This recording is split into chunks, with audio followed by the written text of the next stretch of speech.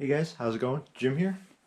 Today we're doing an unboxing of the Interstate 516. Brand new from Lionel. Got it in the mail today. Let's open her up. Alright.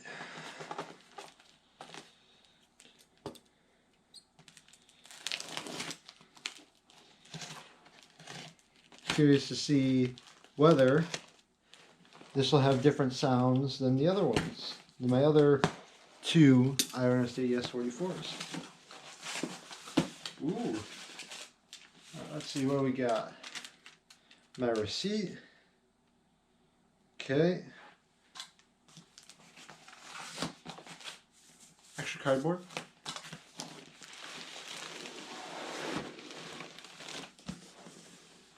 The usual from Lionel. You got the box, the outer box, then you get the bag.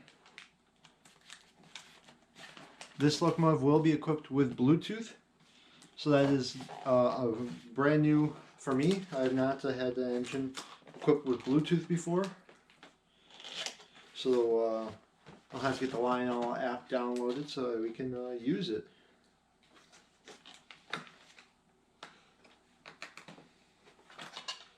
If I can not rip the box when I'm trying to open it for the first time. There you go.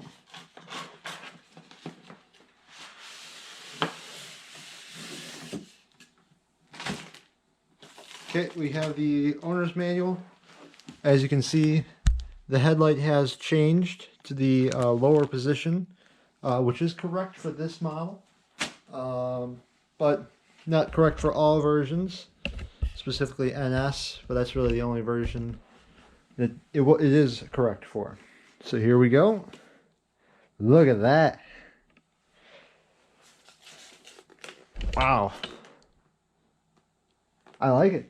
I like it a lot. Looks good. Got a whole bunch of cribbing for the handrails and stuff down here.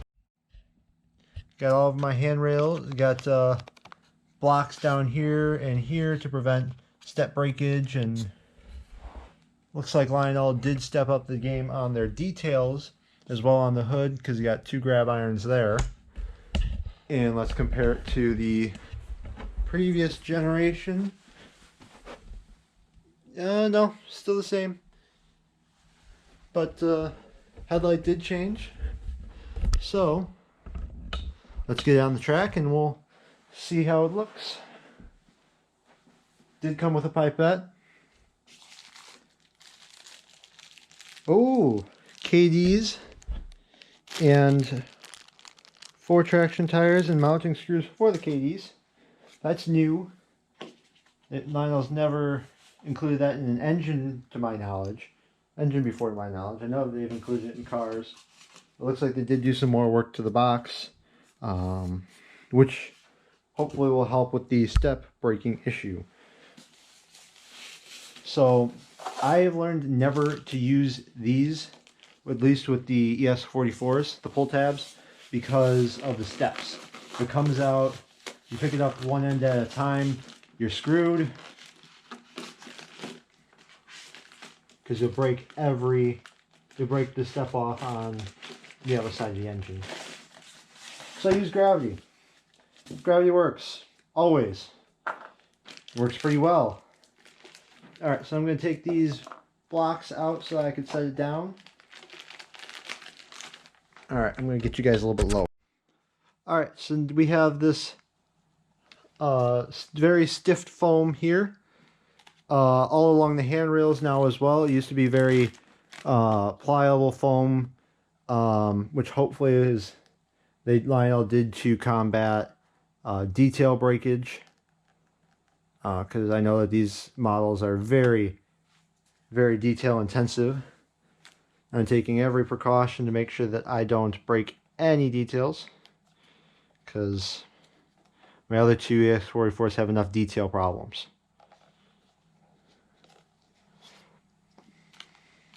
So some of the rail fans in the community around here call this locomotive the McDonald's unit for pretty obvious reasons.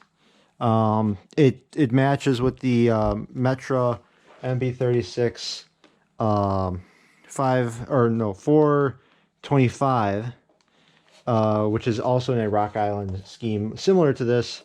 They call that one the McDonald's engine as well. All right, so we got a Bluetooth on-off switch now, which is new. The cap on the radiator does seem like a slightly different color. You could pretty well see it on the video. It does appear to be a slightly different color than the rest of the engine, which is unfortunate.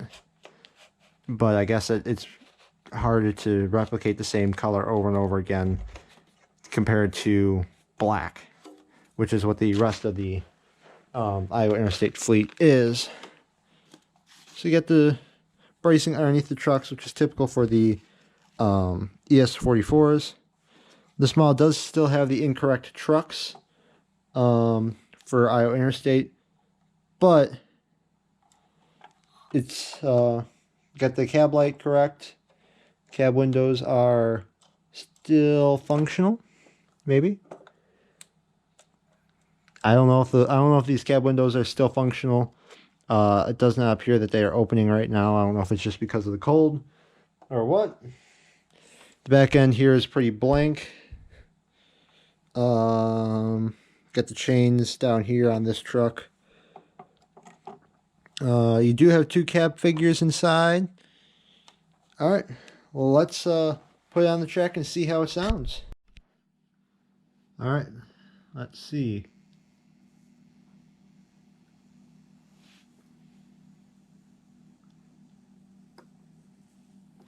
Which, if you guys hear a buzzing sound, that is normal for this layout. It's still, I have fast track issues. All right, let's see. Engine 1.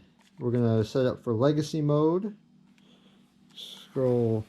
All right, and then we're going to hit legacy. Legacy rail sounds.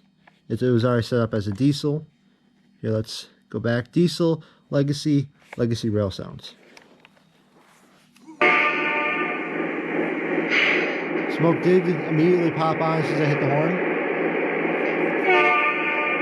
Same horn. Same bell. We do have the light here on the underside. The headlight is pretty bright, which I do like about it. Lit number boards. Cab interior looks to be a bit better lit than before. Bluetooth is on. Smoke is off. I'll turn that off for now. I will test that later. Yeah, that doesn't really fit as well as the other ones.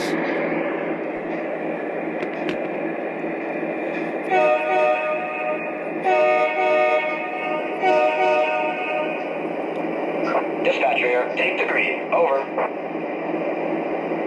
Roger that. Clear to the outbound. Here we go. Out.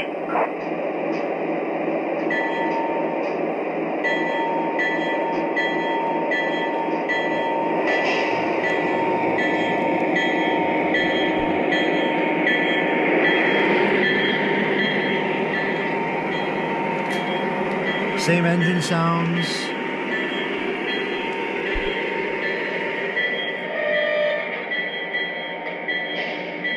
I don't remember if it's the same crew talk though.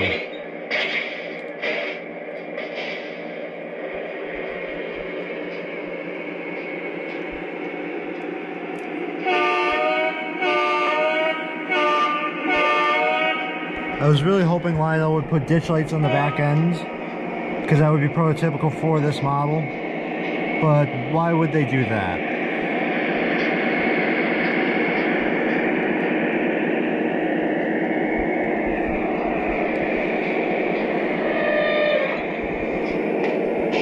Alright. We're going to Beans and call it a day. Out. Alright, I'm going to pull around the other two Gevos that I have, and we will compare the differences. Alright, so starting out, this light under light is obviously lighter than that one. It's brighter. Let's see. Yeah, all the LEDs just seem to be a cooler white. I did just pull up the app here with 516. Pretty good responsiveness.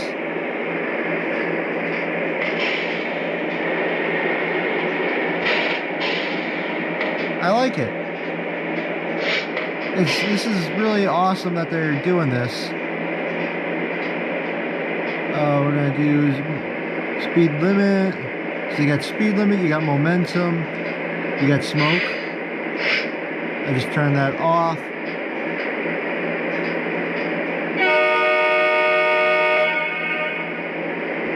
This is pretty cool. I like that Lionel is doing this. Let's see. This is painted on this one, but these are both silver. I'll have to look up and see if that is correct or not. No PTC antenna array on this model. I know the 513 is currently getting one in real life. I'm not sure if 516 has one right now. Otherwise, they look pretty much identical outside of just lighting and packaging. And yeah, so there's a door on a different side. No, door's on the incorrect side for this model, at least of this engine. So you can hear that these have shut down. I'm curious to see if they kept that. You can see that it's a different color MU hose. And here we have the MTH model, which is somewhat more accurate. So this is the correct orientation for the rear headlight. This is not. The trucks, though, are correct. So you can see the clear difference in trucks. You can see that the MTH non-powered unit is much, the coupler is much closer in, but granted, the Lionel model has the adjust coupler. I think that's what they call it. This is actually the first model I've had where this has not broken off in shipment. So that must be due to the new packaging Lionel has created. Yeah, as you can see, there's a much larger gap up here and back here in the packaging, which is great. I really wish that Lionel would just either fill this in or do something other than just shove a block in there, because that is where the smoke fluid used to be. Yeah. All right. I'm gonna go find some smoke fluid, and we'll take this puppy for a spin. All right. So currently the smoke unit's warming up, but what I did notice is that because Lionel no longer packs the modules with the engine, I'm not sure how to get ditch lights on my legacy remote. So I'm gonna have to pull out one of the modules to one of those two, plug it in, and just change the name, I guess, because there's obviously no buttons on the legacy remote to add that, to change the ditch light configuration, and it's not on the app either. We're starting to get some smoke. I don't know if you guys can see that. There it is.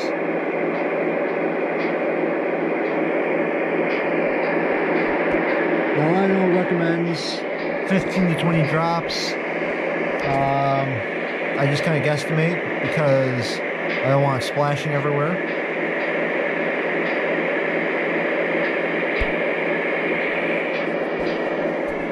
All right.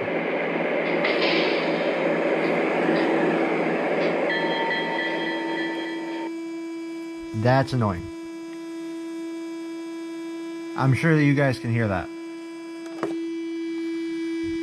Wow. That's annoying.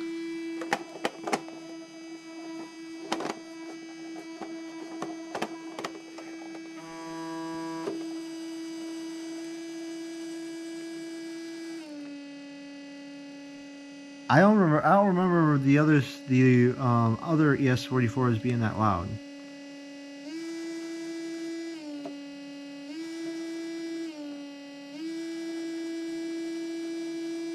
Lionel must have went with a different smoke unit, because that is loud. Smoke unit does work though. I'm going to kill the smoke. Motor noise is pretty quiet.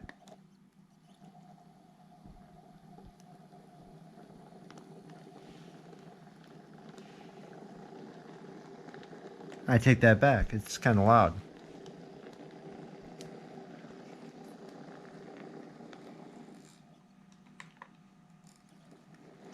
It's not as bad as some of my other, as my 507 over there.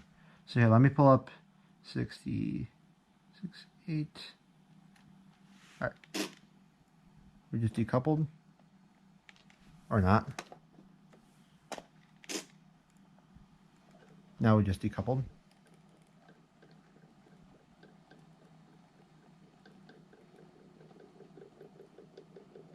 Now you can hear that. I'm going to turn the smoke unit on. Okay.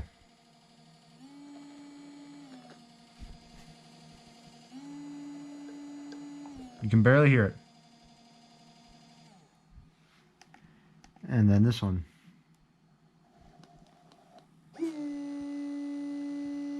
We can all hear that.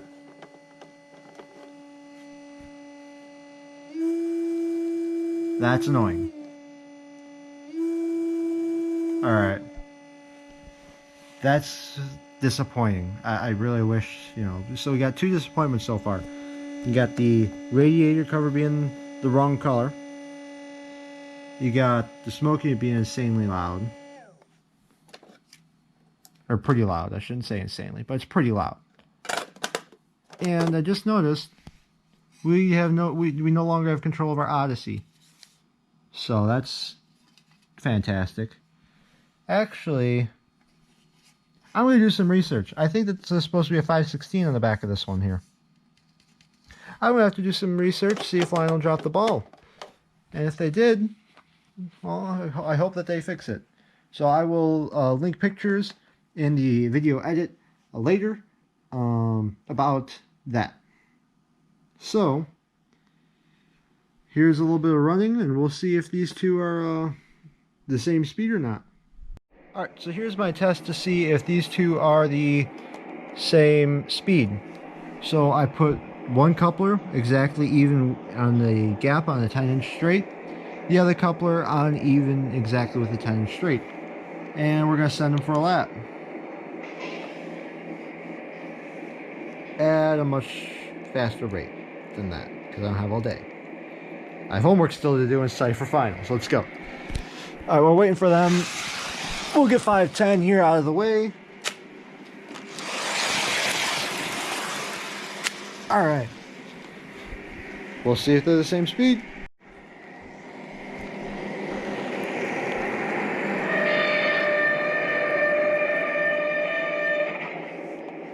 Alright.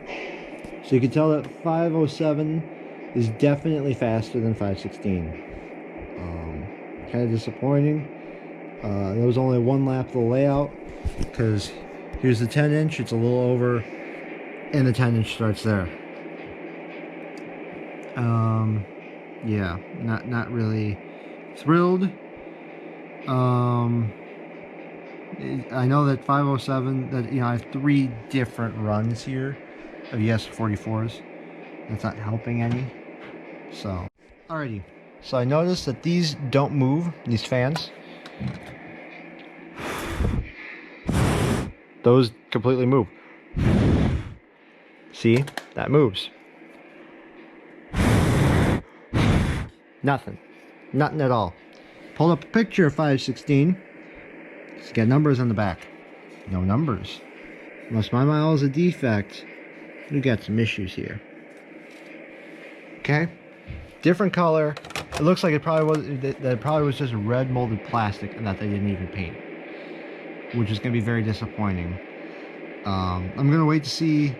Oh, and you can also see that that is silver, the stack, which on mine is red. Beautiful. Lionel, you fucked up again. I thought that you were on the right track, but when you get something right, you fuck up another thing. Appreciate it. Thanks, Lionel.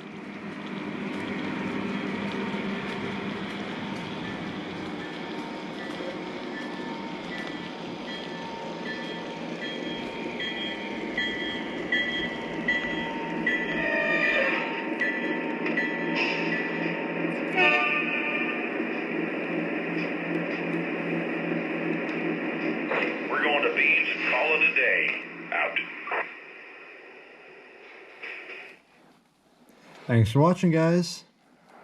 Did the same test. I started over there where those stack cars are, and I moved them out of the way once these guys got moving. So they were 10 inches apart. Now they're none. They didn't even make it a full flipping lap. I mean, Lionel, what the hell? I mean, I get it. Looks like you changed some things. But like, seriously, the motor looks smaller, which isn't anything good. Yeah. No, they're about the same size. But they're about the same place. Does this one fit better on this engine?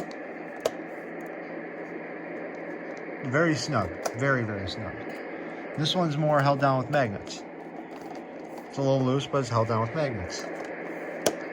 This one is more of a fit, but they have cheap little magnets there that aren't doing much or anything. Wrong color. No numbers. Slower. Come on. I would really love just to think of the engineers at Lionel going, oh yeah, let's change the headlight, but also make it incompatible with every single other ES44 we've ever made, so that you can't lash them up with the other engines. You can't. I mean, let's fuck this up to where, you know, it's different colors, not even complete. Oh yeah. If MTH's sounds weren't as garbage and their system wasn't as garbage, I would own MTH shit. I would sell this. I would sell this garbage and get some Lionel or get some MTH crap.